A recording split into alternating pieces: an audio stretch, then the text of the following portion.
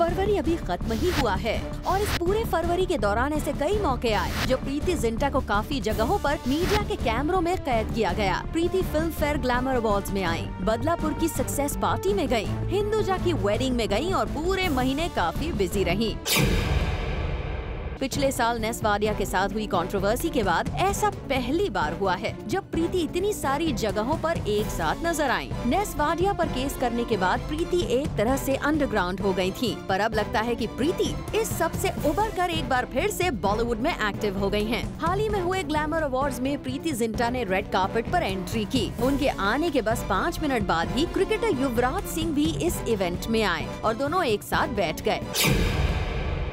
इससे पहले ही मीडिया में ये चर्चा होने लगी थी कि क्या प्रीति जिंटा इन दिनों युवराज सिंह को डेट कर रही हैं। ये न्यूज करीब 10 दिन से भी ज्यादा पुरानी है और प्रीति साफ साफ इस बात से इनकार भी कर चुकी हैं कि वो युवराज को डेट कर रही हैं। फिर भी वो दोस्ती की खातिर युवराज को अवॉइड नहीं कर रही हैं। युवराज से उनकी दोस्ती काफी पुरानी है। गॉसिप तो यहाँ तक है कि युवराज सिंह उस दिन बॉलीवुड की एक अपकमिंग एक्ट्रेस पर डोरे डाल रहे थे। ऐसे में प्रीति से लिंकअप की युवराज की न्यूज उतनी सच्ची नहीं लगती।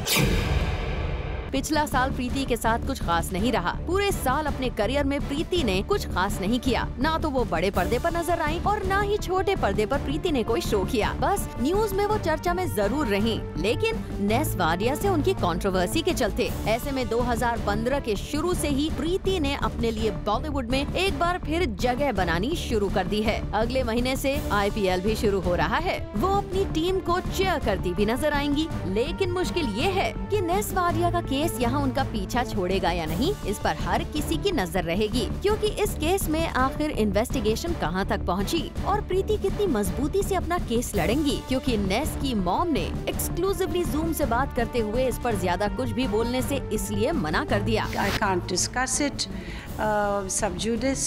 However, I think it was unnecessary and I have no comment on it except to say that I think it was in bad taste. But c'est la vie. There's nothing I can do about it, but that's life. ऐसे में इस मामले से ना तो प्रीति का और ना ही नेस का इतनी आसानी से पीछा छूटता नजर आ रहा है।